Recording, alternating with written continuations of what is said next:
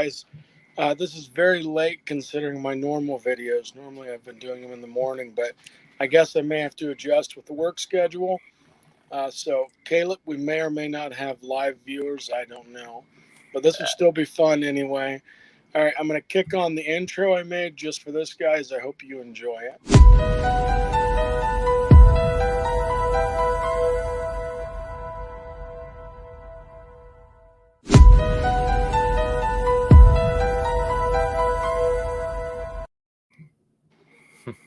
There you go. That's professional.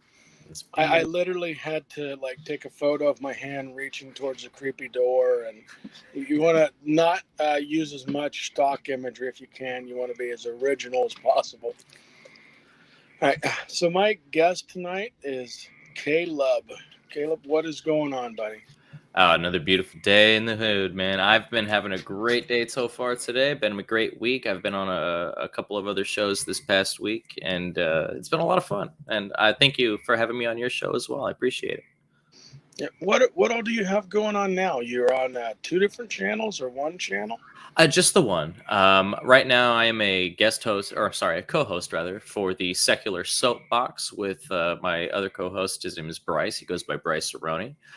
Bryce has his own show as well that he does that he hosts by himself. But he's also a member of the Promethean Secular Frontier, which is the umbrella that ties us all together. Bryce does a show called The Bryce is Right, and I have to give him props for best channel name ever.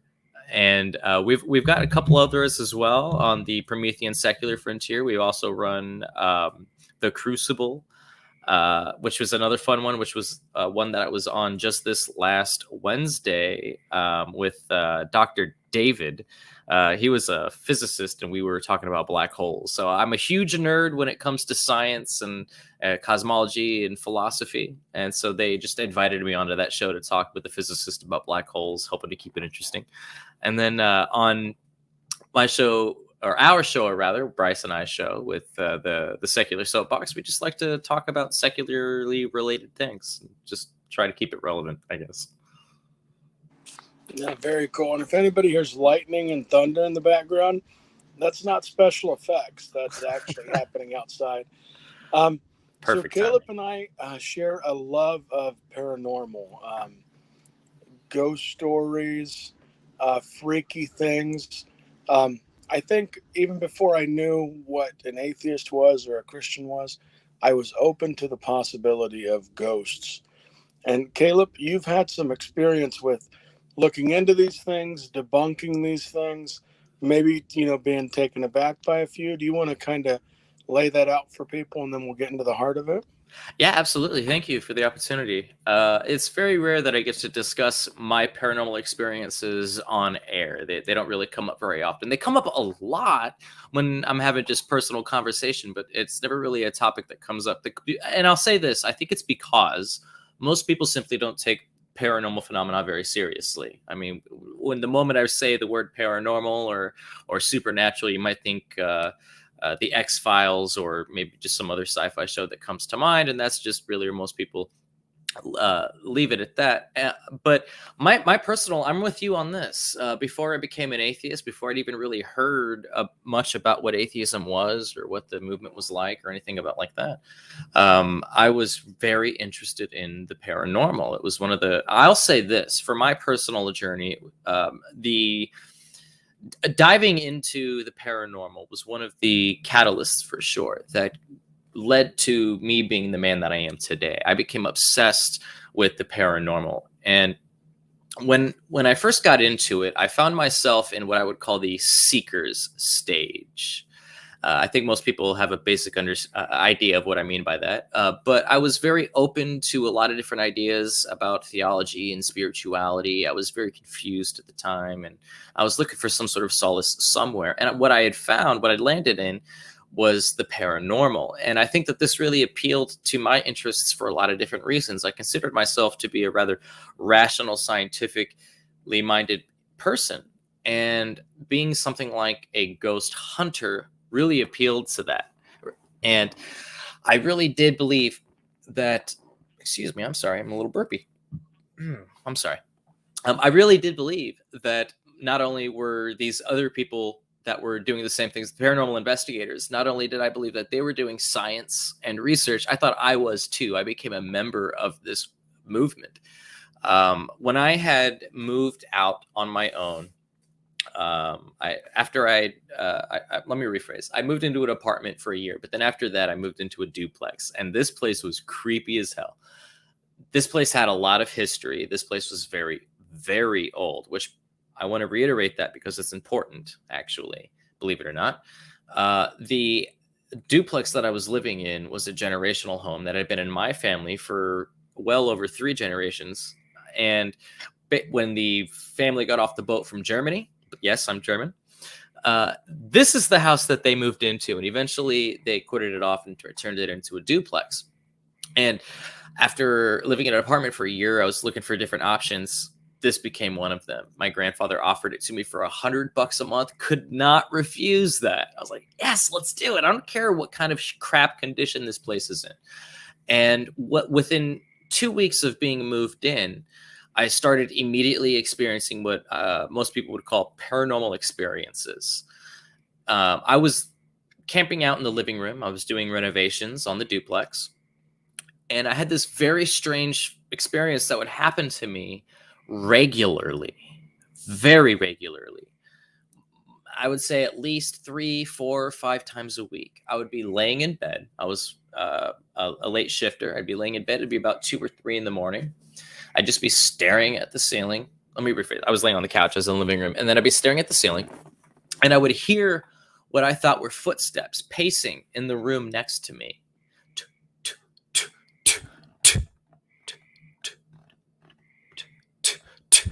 Just constantly. It would get louder and softer, this pacing, very consistent footstep pattern that would occur. But here's the kicker. Every time that I would get up and look around the corner to see what it was, it would stop immediately. And this was the first instance of paranormal experience that I'd ever had. But it was so consistent that I thought there must be something to this. So I started looking into the paranormal. At this point, I started taking the idea that ghosts and gooks and goblins and spirits and whatnot might actually be a legitimate possibility, that maybe that there's something to this. Maybe there is a there. So I started doing research. And what did I find? I found that when people thought that they were having similar experiences, that there were things that they claimed that they could do in order to not only not only to detect these entities, but also to interact with them. So the first thing that I did was research, what are these people doing and how is this working in order to even detect that such things might actually be there. So then I had realized that there was actual equipment that you could buy, things like EMF detectors. There are simple things that anyone probably already has, things like electronic voice recorders, etc., that you could use to try to contact with, interact with, examine, or just try to get your hands on some data here. I quickly, after getting into this, I found several of my friends were also very interested in this process as well. And I kind of got them on board, and we started doing ghost hunts in my house. And lo and behold, in this house surely must be haunted, because the sheer mountain of data that we collected was undeniable. We had probably within 6 months, we probably had an hour's worth solid of compilated EMP, electronic voice phenomena data. Now, EMP is not EMP, EMF, electronic voice phenomena. EVP. Wow, excuse me, I'm really screwing this up. Too many acronyms. EVP.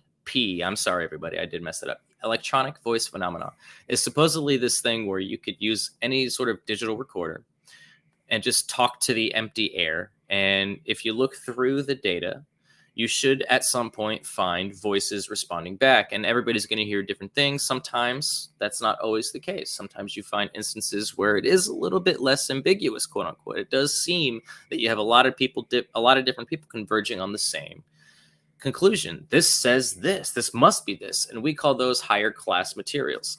So there's like A, B, C, or S class, or whatever, however you want to rank it. But there's better and worse rankings for these different types of EVPs. And I would only ever personally distribute what I would call like the top tier ones, where I would have 95% of people come together and say, this is definitely what it's saying. So let's backtrack. Okay, so I had been doing these investigations in this house for about 6 months. And at this point, like I said, at this point in my life, I was absolutely convinced that I was living in a haunted house, and I had the proof to back it up.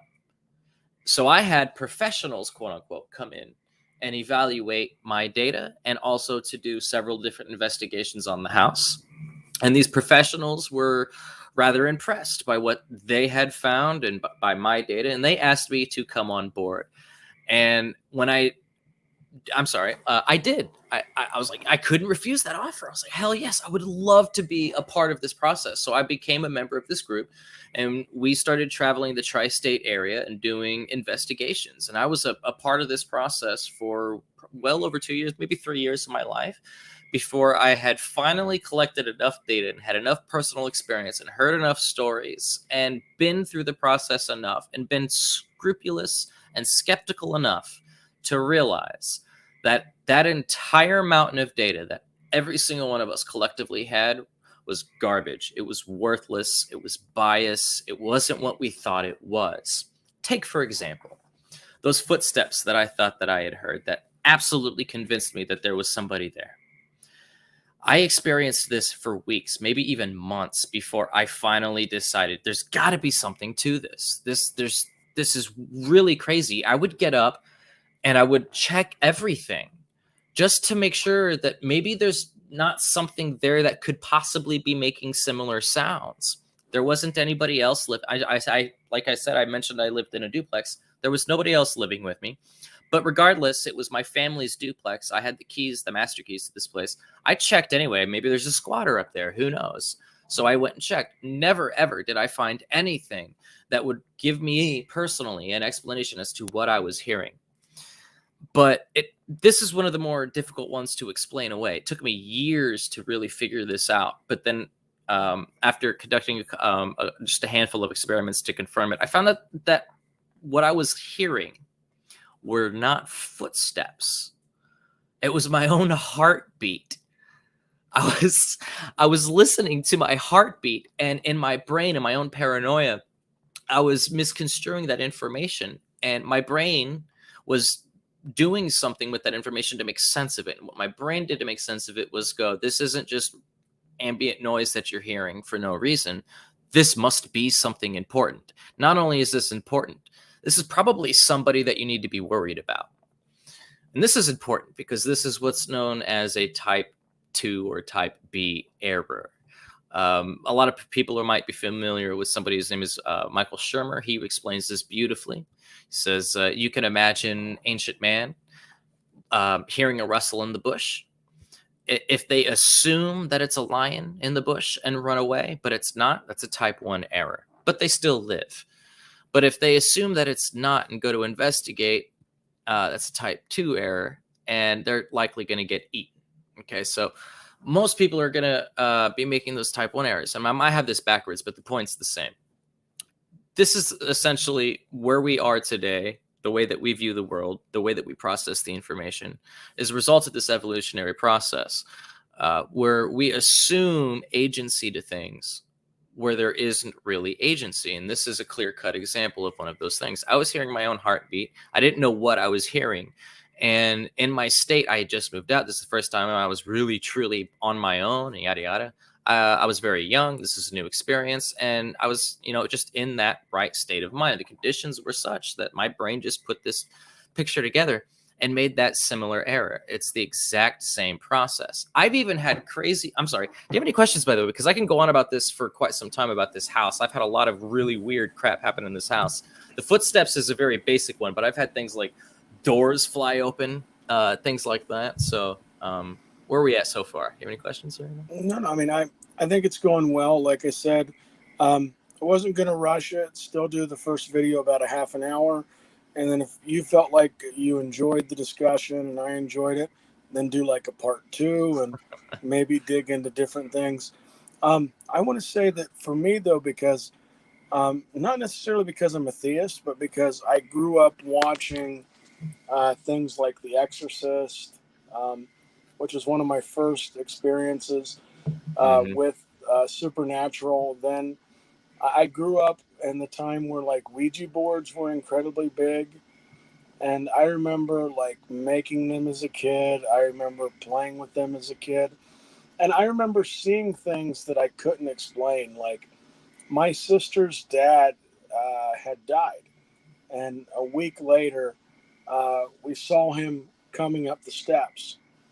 And I swore that I saw him. Another kid swore that they saw him. And, but memory can be fuzzy. There's things like maybe they thought they saw him and then my mind put it in there too, or maybe I thought that I saw him and their mind worked. Or the one that freaked me out of seeing somebody who had passed away was I had a really, really good friend. um, she died in a car accident 30 days after we got our license together, um, like almost to the minute. And it's a few years later.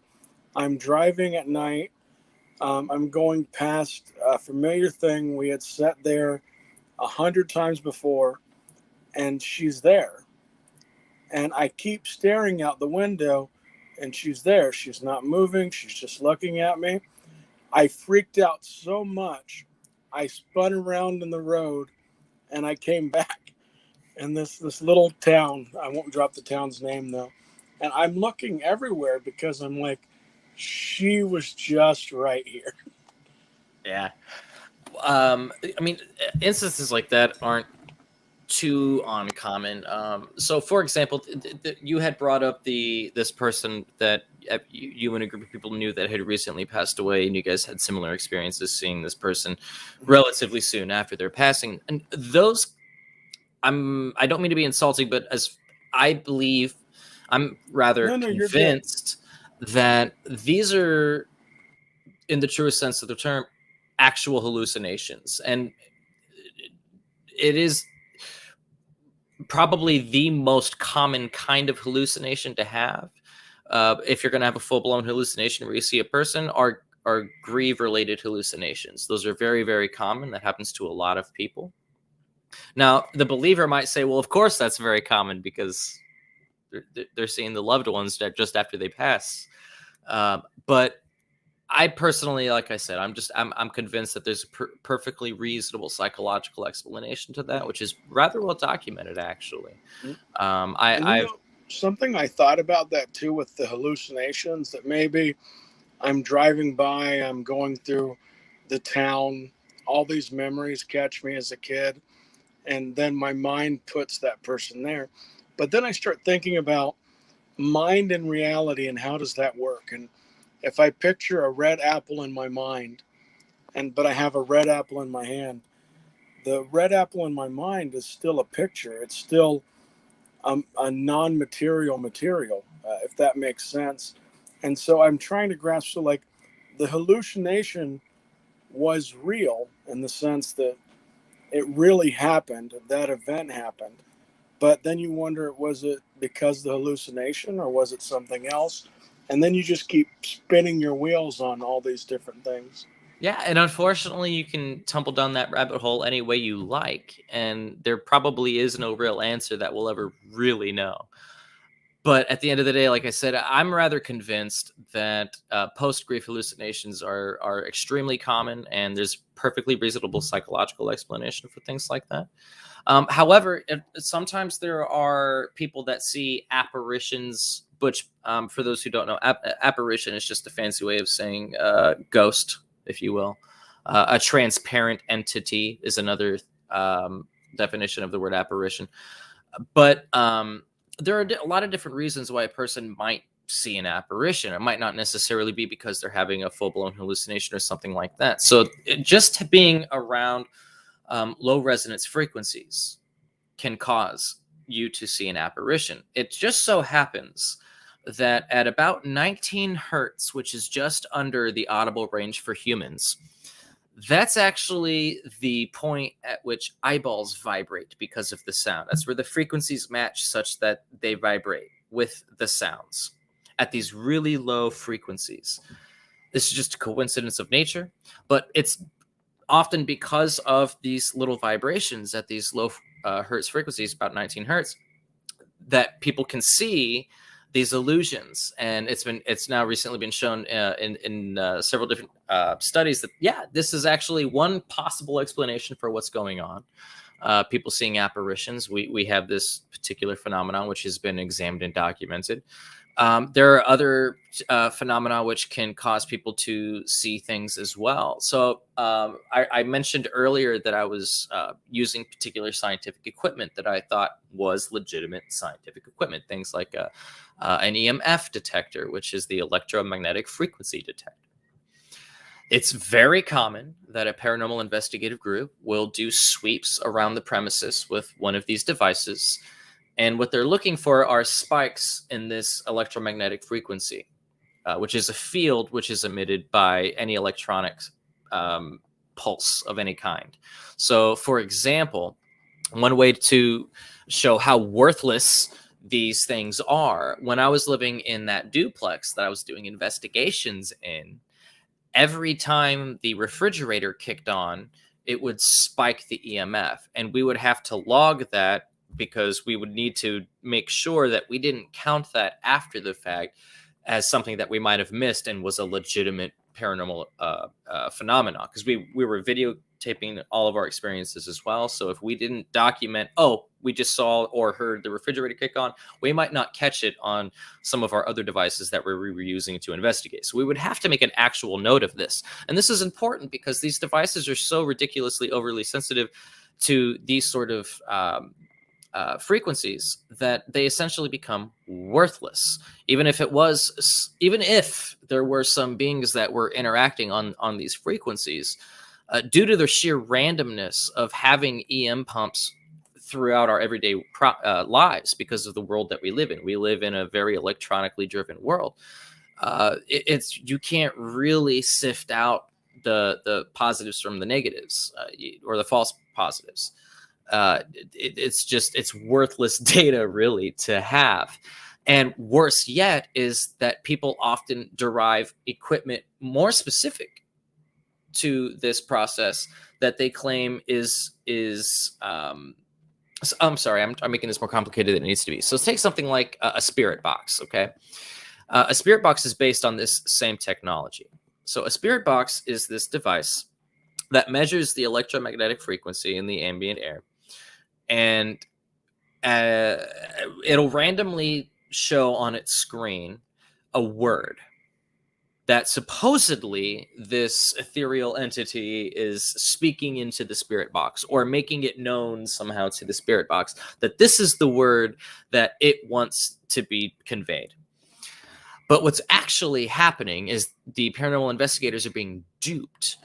This device is receiving electromagnetic frequencies, and there's a device in there, like a chip that will read that out, that input.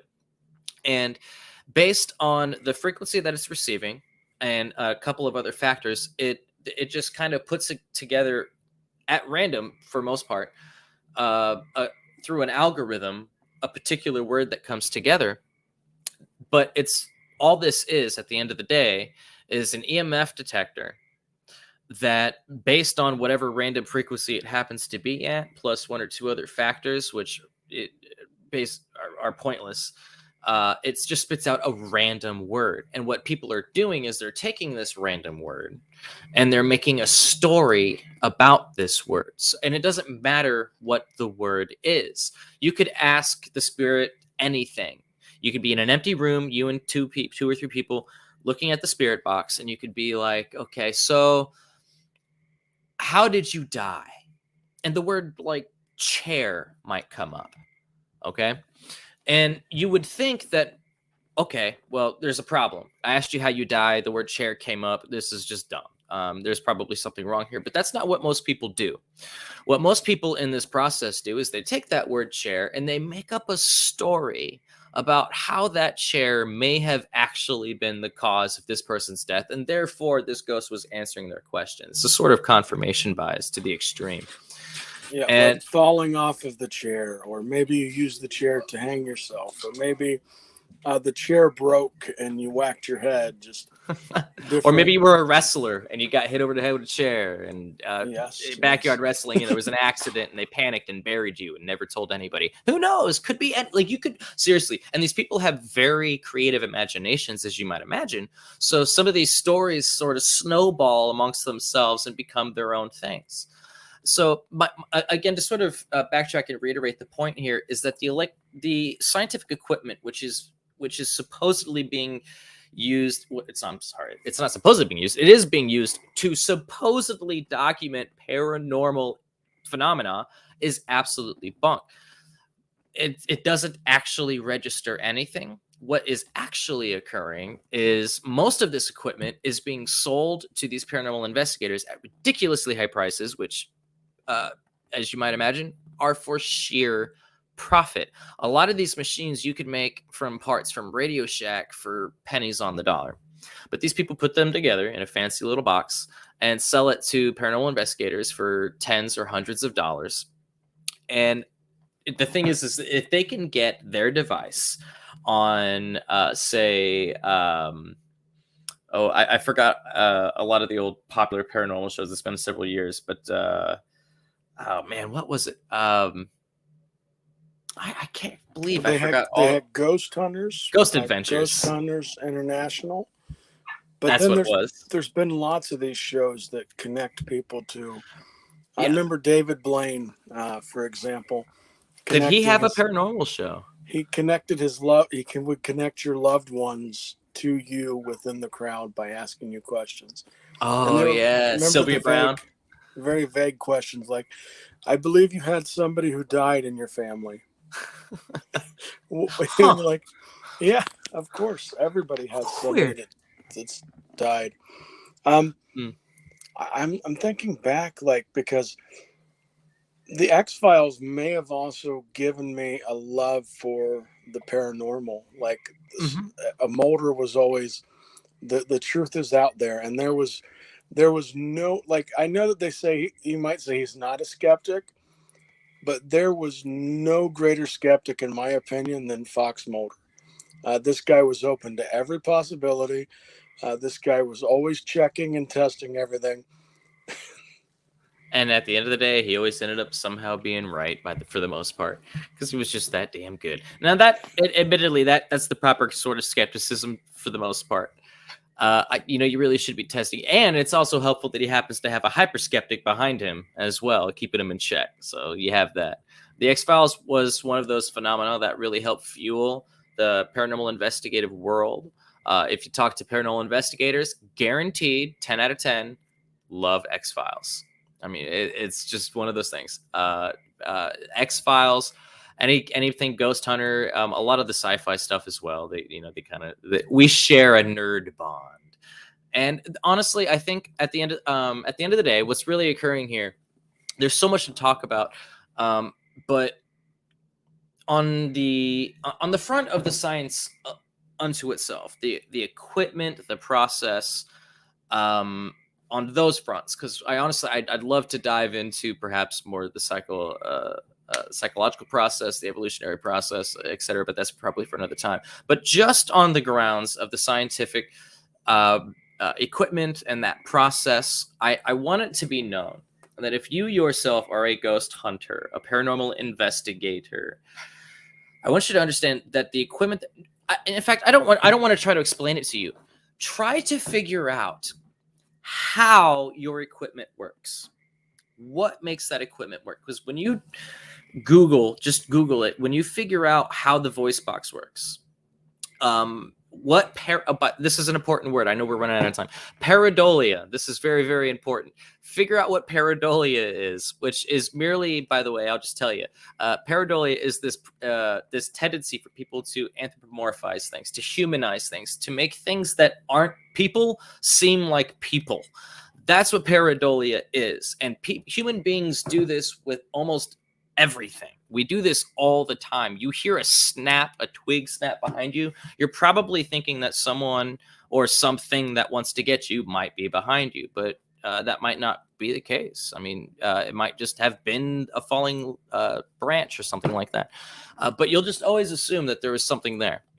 That's what we do. This is just, it's called heuristics. Okay. And heuristics often lead to this effect called pareidolia. So, which again, this is the evolutionary thing that I wanted to get into. But so just because we're limited to a half-hour format, try to figure out how your equipment works. Really look into it. And I really think what you're going to end up discovering at the end of the day is you're being conned by people that are just trying to make money off of you so that you buy their equipment. Now, I think some of these people are true believers and think that there might actually be something to this. But at the end, again, just really tear it apart, figure out what you're looking at. And a lot of these tools are based on this EMF field. The EMF field exists everywhere. These feelings that people have. This is also really important. Man, there's so much to talk about. When you get these creepy crawly feelings, there's so many different things that could be causing that. Again, that low frequency, that real low resonance frequency that makes you see apparitions sometimes, that also will give you that creepy ambient. There's probably someone in the room feeling. Documented, scientifically shown to be the case. Same thing with the EMF field. Lo and behold, this thing that you're looking for with the EMF detectors, the more of that there is in the air just naturally, the more likely it is that you're going to have these feelings. And then scientists have actually used this principle to create something known as the God helmet. Okay, that same principle, that thing that you're looking for EMFs, because it's often the case that people feel these creepy crawly feelings or have these paranormal experiences in these high EMF fields. That's probably the case. They probably actually are experiencing these in these high EMF fields because these fields are messing with your brain. And they've developed a helmet called the God helmet, which interferes with your brain deliberately under scientific observation during controlled environments. They can induce these same feelings on purpose. And there was actually at one point, there was even talk about trying to use these principles to practically. So the God helmet wasn't just something that somebody put together in hopes of being able to induce paranormal experiences or religious experiences. The idea at one point was to actually be able to induce other sensations as well, things like fear. So if you were to put a soldier in a VR experience, when they know it's VR, they're not likely going to experience that fear, and to the same degree that they would in the field. But if you can induce that fear, you could actually see how they would react and train them accordingly as well. So this was something that was developed for those reasons, but this is a byproduct of those studies, as we realized that, this is really what's happening. We put two and two together, and we can really come together at the end of the day to analyze that. The evidence is not indicative of paranormal. The evidence is indicative of the fact that we're very flawed human beings that are very susceptible to thinking that there's a person or an intelligence behind actions and things that we don't understand. And we're also very susceptible to things that we can't even see or hear or feel, like the EMF field, like these low frequencies. They mess with us at all times, every day, all day, and they can be caused by any number of things, like a train or traffic or an earthquake, really deep in the earth, something like that. But anyway, I'm trying to. I'm talking. No, you're good. And trying to keep it down to a half hour. One question: is Caleb an atheist? And the answer is yes. That X-Files example we used earlier, he's going to be Scully, and I will probably be more Mulder, because. Not only do I believe that these things happen, but I would say I want to believe. Like I'm Yes. searching for these things. And that's important too. Yeah, please don't sue me, X-Files, if I ever get monetized for saying that line, because I'll plug your channel. Another one, this might be an interesting subject to talk about later. It says the only thing that freaks me out in the dark is paralyzed, being paralyzed, like lucid dreams, that kind of stuff. I would love to have a lucid dream. I haven't had. I've had two experiences in my life of lucid dreaming, and I've actually been in the process of trying to train myself to be a lucid dreamer. I hope that happens to me. Now I understand why some people might freak out if they're in a dream that they couldn't wake up from, but I don't know why that would be the case unless you happen to be somebody who is a sufferer of sleep paralysis, which is I've another. had some weird dreams, Caleb. Like one, and I know we don't have time to get into all of them, but one was I went to prison, and during the dream, I spent a couple of years in prison, and so I literally felt within my mind the passage of time. Like I remembered days, weeks, months. I built this whole entire story, and then when I woke up the next day, I felt like I had been gone, like that I had been away from my house for so long. And it was the freakiest thing ever because in my dream, I constructed this whole entire long stint in prison, how I talked to my family, the kids. My mind developed what was happening to them. You know, it was crazy. That is actually really interesting. I don't know about any particular relationship between how we experience time in dreams and how that relates to time that we experience in our waking lives. The only remotely close experience that I have in my life is at some point in like second or third grade. I remember looking at the calendar. I had the calendar next to my door, and I used to do that typical make an X after each day thing when I woke up. And I remember looking at the calendar and thinking, now I remember making each one of these X's, but the last 2 or 3 weeks worth of these X's, I'm pretty sure happened last night. And I know that doesn't make sense, but that is to say that it felt as though I had dreamt the last 2 or 3 weeks and it wasn't actually real. That 2 or 3 weeks ago, I fell asleep. I woke up now, made that X, and all of a sudden I look back and there's all these other X's, and I can remember making them, but it felt like I did that in a dream. That's the only thing I could think of to compare. But I do want to mention, by the way, briefly, if I can, this sleep paralysis thing, because this is one of these phenomena which helps to perpetuate the paranormal as an idea. People who suffer from sleep paralysis often experience these. I don't know what they call them. I think they're sleep demons or spirits or something like that. Yeah, But it's like feels like a tightness on your chest, mm-hmm. and some people have reported even seeing something like Yes, they can't move. They're stuck, and they see either eyes or a dark figure. some people see shadowy figures. Some people see or don't even see anything. Some people just feel like there's something there messing with them or looking at them, like this intense feeling. But some people see full blown, very elaborate. It's almost always evil, like a demonic figure. Now, this is very consistent among people who, during my experience of sleep. Sorry, this person is saying something. Free Naturalist says, during my experience of sleep paralysis, I see a shadow figure. Thank you, Free Naturalist. And I'm sorry that you experienced that. It's my understanding that even if you know that you're going through this process, which is something that I think most people do now, after they've experienced a couple of episodes and been diagnosed, it's my understanding that even if you know that you're going through this process, it's still extremely terrifying. There's just something about this thing which induces panic in the human being. Not being able to move, seeing the shadow figures, it creates the process of sleep paralysis also creates like this sense of paranoia and fear, and it's very traumatic. And what does this sound like to the layman? This sounds like a demon taking control of your body and terrorizing you. That's what this sounds like. In other cultures, you might think of something like this, like you might interpret this as an incubus or a succubus. In other cultures, you might look at this as just an evil spirit or somebody who has sent a malicious magic against you.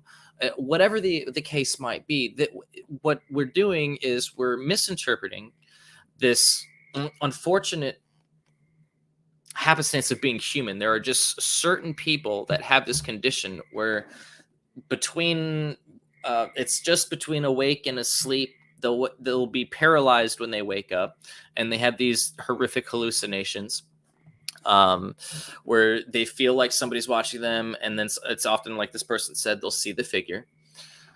And these are the sort of things which really perpetuate like hellfire and the paranormal, like the scary parts of the paranormal that people can actually not document, attest to. Like people in the real world have very vivid memories of these, and not just one person. Like there's several people around you probably, and that you've come across in your life that if you were to ask them, yeah, I've had some of these. There's not that uncommon, that is to say, for people to have a similar experience. And if you can imagine, especially to the more primitive man, even a couple 100 years ago, 100 years ago, 10 years ago, it's difficult to explain away unless you also happen to adhere to some paranormal explanation that could explain that away. So if you believe in God, the Christian God, you might think that was a demon. If you were a Muslim, you might think that was a jinn. If you were whatever, it doesn't really matter. Like you might just think it was an evil spirit. If you were some other faith, I can't really think of any off the top of my head at the moment, but this is and I'm very sorry for this person that they experienced that, because it's my understanding that's a horrific thing. But the paranormal, if as a whole, comes together through anecdote and experience like this. It's people that have these similar experiences that really stick with you, which the brain interprets as an outside intelligence interacting with you in some way. And a lot of people have these experiences, and they talk about them, and they share these experiences sometimes as well. And that, to me, is what the paranormal is. 98% of 95, I'd rather, percent of what the paranormal is, as far as I'm concerned, is this tendency for people to anthropomorphize things. That is to say that most of this is pareidolia. People just see agency where there is none. And the other 5% of it is probably things, I'll say 15%. Like 15% of this are things that are outside of our control, that we don't even realize that most people are susceptible to, like those low resonance frequencies, the EMFs, so forth, etc. The things that interact with our brains without us realizing it, or just our physical bodies, like the resonance with our eyes, how we can mess with our eyes. These are the sorts of things that contribute to the paranormal. And I hope that people in the future can realize as a whole that it's interesting and it's fascinating to think about. And the history of it is incredible. And the stories that we get from it are really fun. And I think that it's given us the tools to broaden our horizons with our imaginations. But that said, we have to come together and realize that it's all in our heads. The paranormal is fun. But in every instance where we go to investigate it, it never holds out to be consistent enough to investigate. And any data that we find, that we discover anything about that we can verify, it's always some perfectly natural human explanation or psychological explanation. It's never actually ghosts when somebody finds the actual answer. If nobody has an answer to a particular question, then that's where, of course, where the speculation is. Like some things are very difficult to debunk. I will admit that even as a paranormal investigator, even today, there are certain things that have occurred to me, that have happened to me, that are difficult to explain away. But that doesn't mean that there isn't an explanation. And just because you don't have an explanation doesn't make it paranormal. Just realize that the history of these things is pretty consistent. It's always a natural explanation for all of these things. No, that was good. I think we've hit a lot. This may be one of the longer videos I've had on my channel. I do that. You gotta reel me in, man. It's all good. I think the next time you and I sit down, we'll actually sit down, and I'll tell you a paranormal experience, and you can critique it, because, like we said, I'm the person who I believe these things happen, and you are a perfect person to critique it, because you're open to the possibility, but you don't necessarily see that it's probable. Absolutely. So, guys, thank you for everyone watching. I'm going to kick the outro, and then we're going to go from there. And thanks again.